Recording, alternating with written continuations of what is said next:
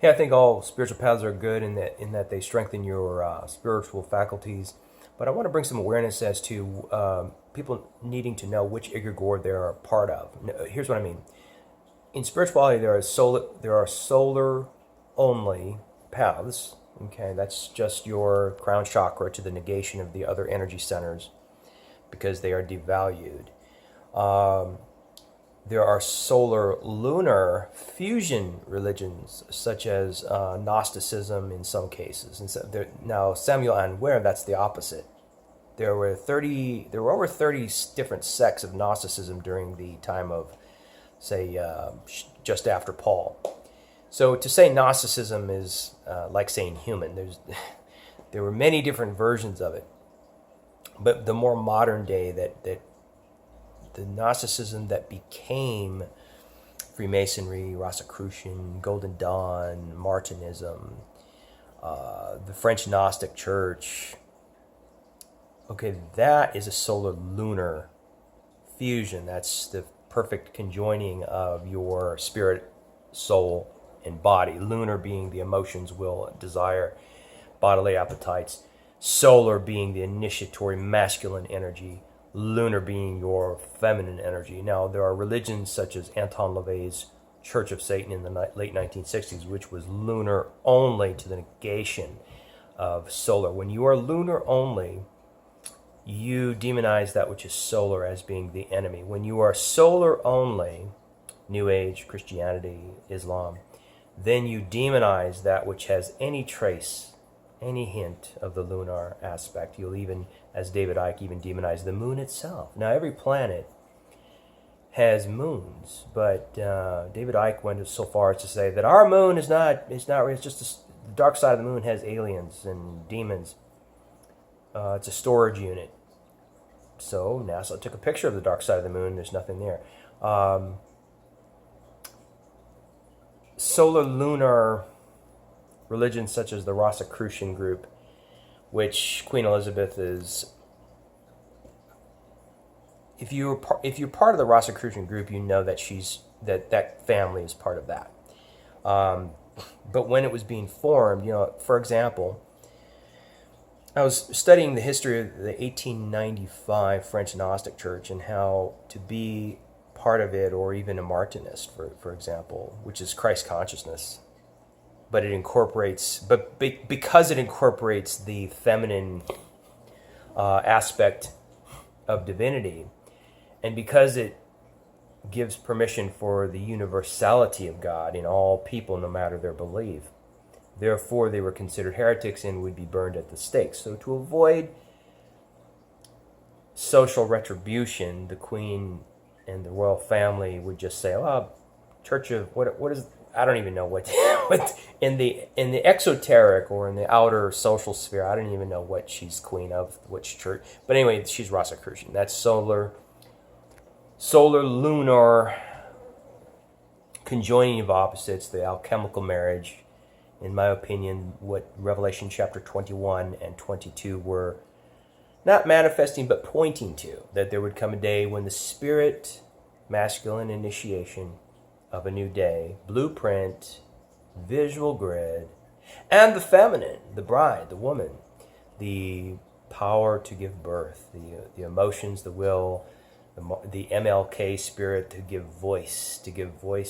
The needle moves for love and inclusivity. The needle moves only by people who are willing to speak into it and take action. The spirit has no right. It's of the spirit. The masculine initiation spirit has no rights to speak into social issues because it's of this world. Because it's in this world but not of this world. It's the feminine energy that is earthy, terrestrial, and it is a legal citizen of Earth, and therefore not only has a right to speak into social issues to increase love and inclusivity, as we can bear handling, but her silence is violence. Her silence on these issues is, you're not the murderer, you're not the cop killing the unarmed black individual, but you're the person standing at the door forbidding anyone to help the victim. And then the family mourns their murdered sons and daughters, and then you detached ones say, don't be a victim, while doing 7 or 8 write-ups on people who said anything against your doctrine, playing the victim. Hey, you know what? Fuck you. All right, that's well-deserved comment. If you, expose sex trafficking because you need to bring awareness, but one word against racism, and you have to come on their profile to come against them for doing so, it's obvious that the Archon, the egregore using you, is holding on for dear life to the age that was and all of its racism, homophobia, misogyny, Islamophobia, transphobia, and all of its glories of virtue that are actually not virtue at all. No wonder that Archon has told you in your prayer closet that anybody breaking down the age that was is partaking of the lesser calling. Of course it told you that. It's wanting to use you to shame people into not moving the needle based on the principle that actually works. There are many metaphysical, vegan, spiritist practitioners in 1920s Germany. Sorry about this pollen in the air. Yeah, horrible. A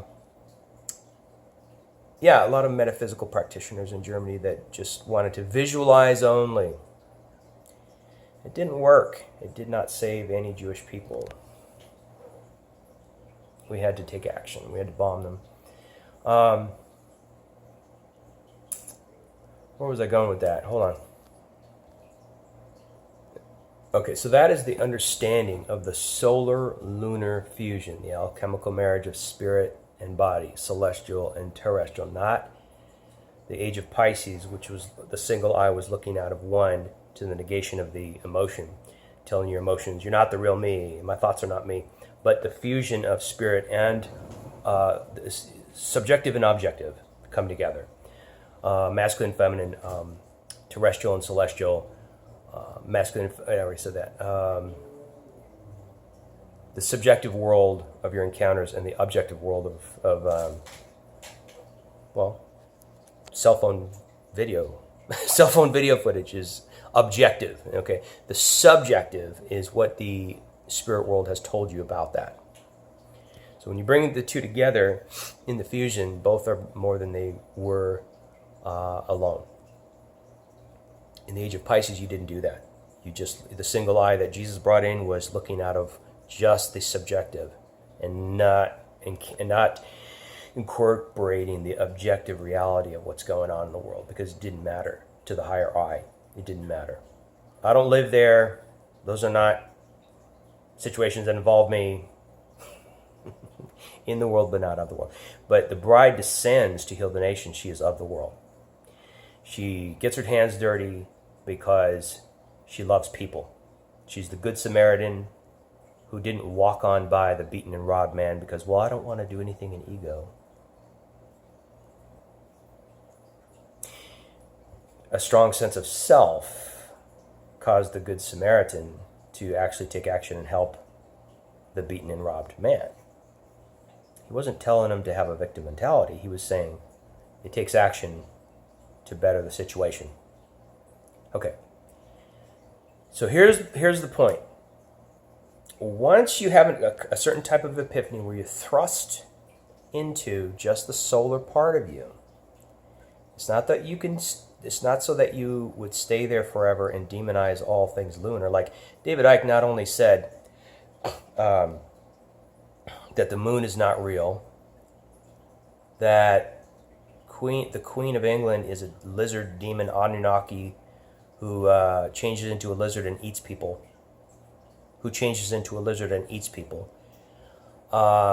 He said in one interview, that the Anunnaki demons feed off of our sex lives. So like a fundamentalist Christian, he's demonizing sex, demonizing all things. See, this is what happens when you are thrust into that solar-only compartment within yourself and don't discern its purpose. Its purpose is to strengthen your spiritual faculties so that your spiritual faculties can then conjoin at a later date with your lunar faculties, your humanity, so that you can bring healing to the inner division that you're born into through religion, cultural stuff, cultural prejudices. You were born into division. You heal the division by bringing the strengthened, enlightened, now made powerful, now activate Christ activation. You bring that Christ activation into its new citizenship within your humanity, and as above, so below. As above within you, so below in your social sphere. Where you couldn't say anything, now you should. And you become no thing up here, no thing earthly, no specific thing, no specific denomination, no specific religion, no specific identity. You unidentify in those things that you had a soul tie to in your previous existence. Once you become no thing or nothing, 0 point, then you choose based on your calling, based on the way you're wired, based on what your heart is for. Then you choose which thing you will become. So here we have the Egyptian word, Kepher, X-E-P-E-R. Kepher means to ascend and become. Ascend and become. Or Keferu, Kepher, Kephera, the phrase, I have ascended and therefore established the process of becoming. So we become no thing and then we become something. But the something is now no longer soul-tied to previous political or religious agendas. They are not tainted by those things, kind of like Jesus laying down his miracle-working power, not changing the rock to bread, so that when after he laid it down, he picked it back up and then changed the water to wine. Okay, he did that with all three of his. He laid down his kingship because he wouldn't worship the way Caiaphas worshiped, because that which was friend to him in Yahweh was now enemy or Satan to him in bringing a new kind of consciousness. He wouldn't worship God with the old consciousness, even though he knew that if he did that, with the power he had working in him, he could become the next Caiaphas and partake of the Israeli prophecies that all nations will flow to you. That's why the Yahweh God form said to Jesus in the temptations in the wilderness, if you worship me, I'll give you all the kingdoms of the world, for it is mine to give. That's straight from Isaiah 9, that the Messiah would sit on the political throne of David.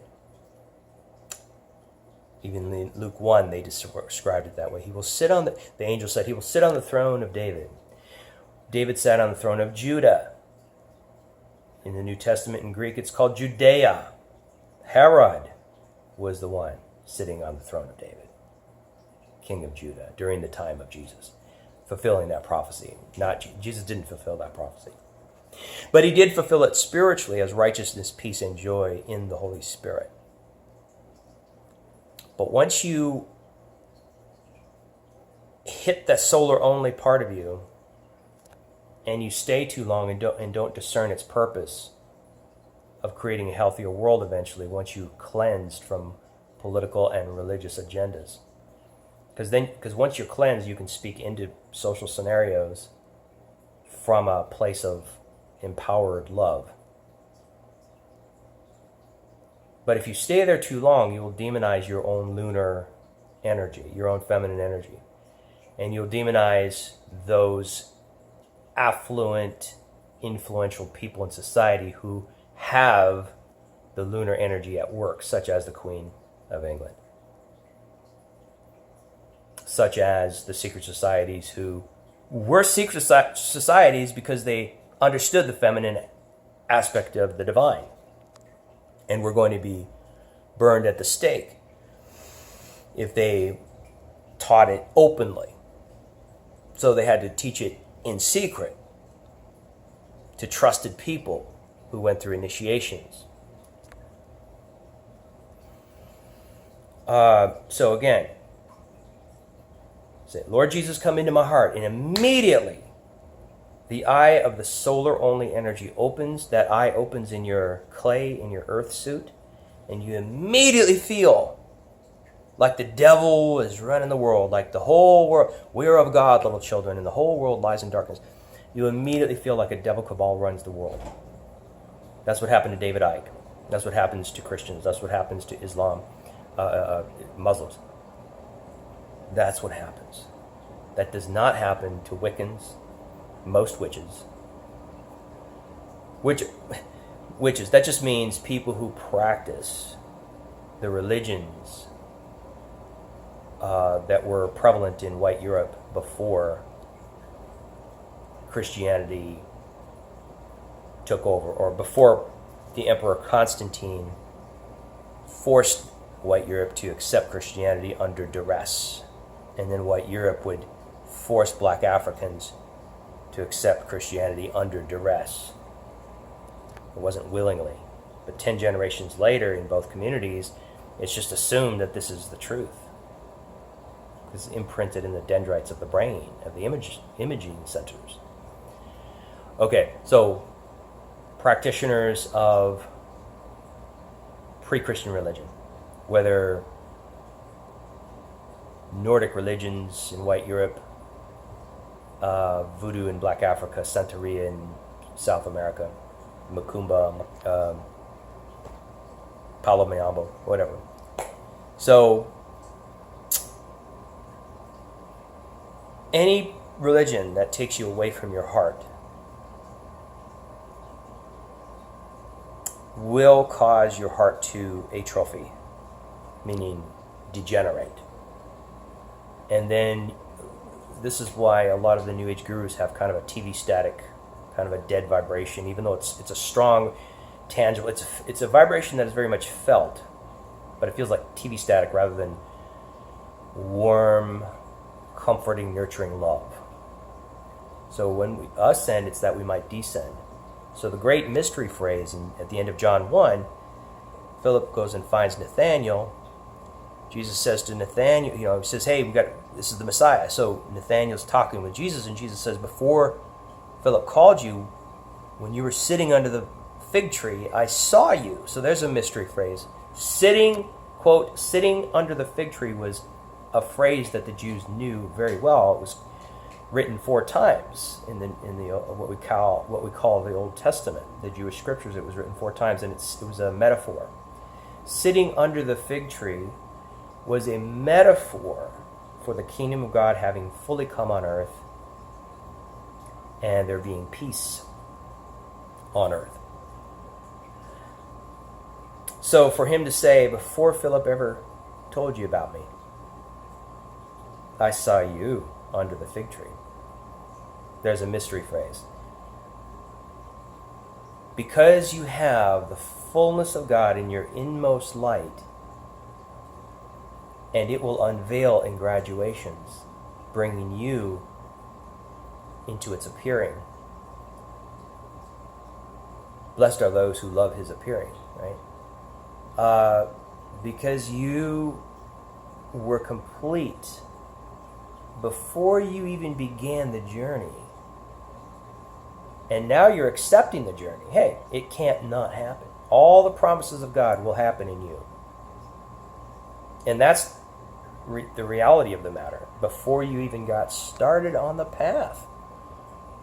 It's like when you purchase your ticket for a chef's tasting menu, 8 courses. In the mind of the chef, you've already paid for the all 8. I mean, you've already had dessert.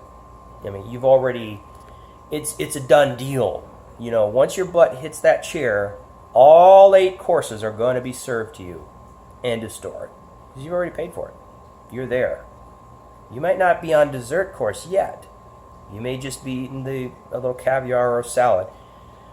But that dessert is sure to come to you on the 8th course. So in other words, before Philip called you, I saw you sitting under the fig tree. Now, that's a great mystery. A lot of Christians get that revelation of eternal and internal identity that cannot be tainted or taken away through the crisis and the tribulations of life. So that's a good revelation. It'll take you through. It'll deliver you from legalism. It'll deliver you from fear and insecurity. It'll deliver you from being scared of God or scared of karma. You're going forward into this thing. All the promises and visions absolutely will happen. Okay, so that's good. But then Jesus stops there and he says, but there's something even greater than that. And he says, the angels of God, you will see the heaven open and the angels of God ascending and descending upon the Son of Man. And so maybe in the moment, he was saying you'll have a Jacob experience where you'll see angelic beings going up and down. But let's talk in metaphor. All right. You will see the angels of God ascending and descending upon, what is it, you? No, upon the Son of Man. When someone has a child, that child is not them, but it came through them. Right. In other words, right now you are man. You are mankind. And it's the age of Aries. In Jesus' day. But it's getting ready to become the age of Pisces. And that's the Son of Man. So Aries, the age of Aries, is going to give birth to the age of Pisces. Just like in our world, the age of Pisces is giving birth to its Son of Man, the age of Aquarius.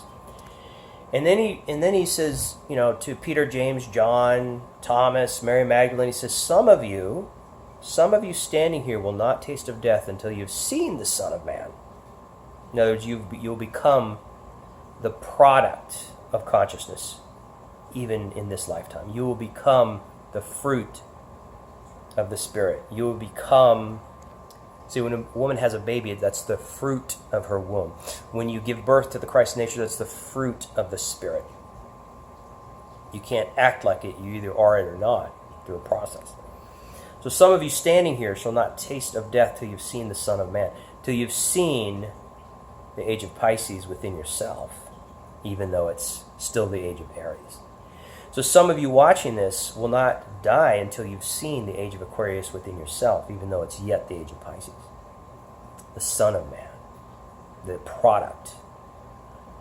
Babe, okay, adolescent, mature.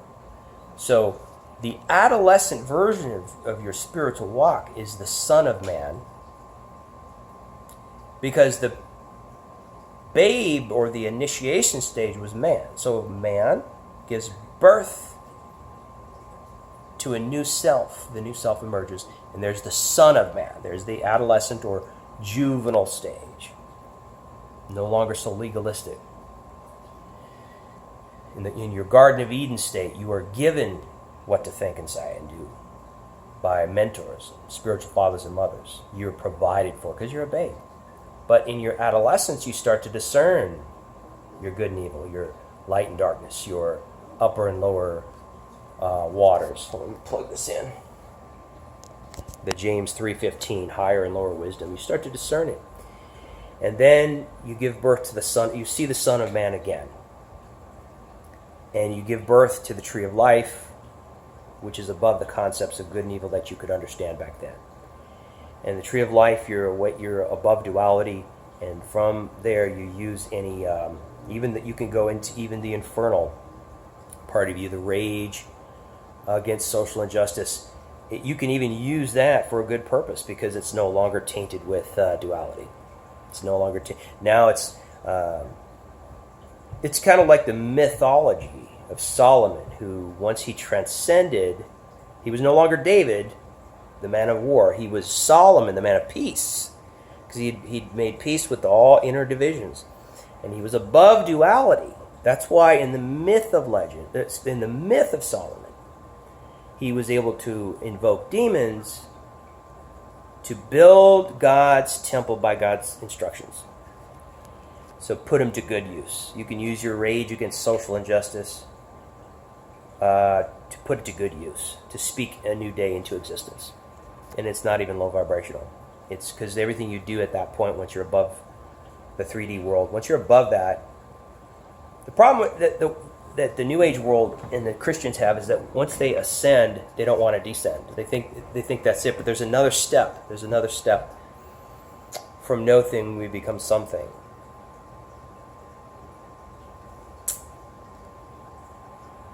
Now, in what I just said, using even the infernal part of you for a good purpose, I'm not talking about demons in the sense of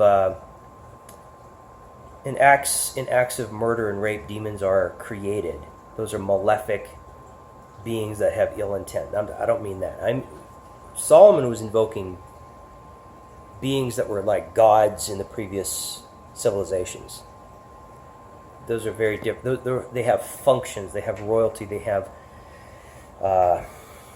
They're there to undo the status quo and the stasis. It's more like Jesus was the hey, in the mouth of 2 or 3 witnesses, let every word be established. Jesus was the Beelzebub demon, prince of devils, that came to undo the stasis and the stagnation of the Yahweh priesthood, even though they were anointed. I mean, totally dedicated, fasting twice a week, traveling the world if only for one convert, total passion for God. But he was the Beelzebub demon that spoke in serious angst in Matthew 23 against the religious right of his day that was conjoined with Herod. So yes, you can speak again with angst against the religious right of our day, the New Age Christian world conjoined with our Herod, which is Trumpism. To break down the age that was, and you will not be shamed into believing that it's the lesser calling, because your heart has to be completely purified to do that. You can't, if you do that before the time, it will be in the wrong spirit. You'll be like James and John saying, hey, let's call down fire from heaven, and Jesus says, you know not what spirit you are of. But when you ascend above your own duality, because you've united within in the two selves, masculine and feminine, heavenly and earthly, the two selves have learned to love each other, not fight each other. So now when you've risen above the duality, you can speak into the matrix of the world to create positive change from the right spirit, just like Jesus was in the right spirit when he spoke in Matthew 23, the 7 woes to the religious right of his day. And he was not gossiping when he said to his own following, don't receive the leaven of Herod and the Pharisees. That's not gossip, that's not slander, that's not projecting. Nobody said to Jesus when he said, hey, don't receive the leaven of the Pharisees and Herod. Nobody said, that's just your shit, you're just that's talking about you, that says a lot about you. But see, when we say that to people who just are simply coming from a place of love and equality for all, either you have a stronghold of racism that you want protected and don't realize you're doing it, or you've gone into the solar regions of your being, have demonized the lunar or earthy or feminine energy or ego, shall we say, of your own being, and don't realize it's you projecting. Because it's really interesting, people who never ever show up on my Facebook will suddenly show up to come against me when I talk against racism. They don't mind exposing sex trafficking or Christian fundamentalism, but you expose racism, suddenly they're coming against you. So it's so freaking screaming loud, obvious that your spirit guide is a spirit guide that is guiding you to protect racism. Because you don't mind exposure of other things, but you mind exposing that. See? Because that's the number one most enthroned principality of the previous age. And I'm not going to speak against the high caste in India doing that to the lower caste because I'm not Indian. I'm not going to do that within black culture where any issues are there because I'm not black. I'm going to do that with my people that I'm called to. Because it's something I can understand. Okay? So, but once you deflect, black on black crime. Mafia, we don't call that white on white crime. 70% of serial killers and mass shooters are white men. We don't call that white on white crime, do we? But you have this inner need to say black on black crime. So you are, when you say that, black people are racist too. So when that's your first knee-jerk reaction. You're deflecting, and you are exactly like the narcissistic abuser who broke his wife's jaw for the third time, and family members are coming upon him to say, you've got to deal with this. And he says, oh, she cussed out the 7-Eleven clerk earlier. Wait, she cussed out the 7-Eleven clerk earlier. That's why you're not going to heal yourself? That's why you're not going to look at yourself and change? That's why? Really? So deflection is a curse because it doesn't allow you to do shadow work. So when we use ascension principles and ascension practices to dwell in the upper worlds of spirit, and we have not undone our own racism, then that racism goes from being human racism to now it's an anointed high heavenly realm racism. And so now you join those who have gone on before you doing that, and now it's a demonic principality in the high places of the world. Now it's a high-level demonic principality. And so the Elohim, like myself and many others, Aaron Tomlinson, many, many people, Carlton Pearson, etc., now we, the Elohim, have to speak its destruction. And that's plan B. We wanted plan A, we called it having the conversations. And we all found that you would not have the conversations, because your consciousness has already been crystallized. Just in much like the Joe Dispenza, Greg Braden of Egypt was Pharaoh, Janus and Jambres, they ascended, their consciousness ascended through the 7 virtues or the 7 principles of Ma'at. You had to be the real deal. You had to be the real thing. Pharaoh had to be the very embodiment of Horus. Horus is kind of like the Western Jesus, which came from brown-skinned Middle Eastern people. That's funny. Someone looking like the actual Jesus comes through our borders. Trump would rather stomp a mud hole in him than accept him. So that's really funny. That's really funny how we can take a Middle Eastern mystery religion and turn it into oh God, whatever it is now, turn it into the GOP. All right, the Confederate flag. Jesus does not exist. He's the enemy, egregore, of the actual Jesus of the Middle East from 2,000 years ago. Once you see, I'm not saying that to accuse people. I'm saying if you can see that shit in yourself, and Paul called it shit. In Philippians, he said, "What had been gained to me was now loss." He said, I count it excrement. I see it, I perceive it now as shit. And that was his progression. But what is your progression? Paul could not progress until he had first seen and undid the God energy, not the devil energy, the God energy,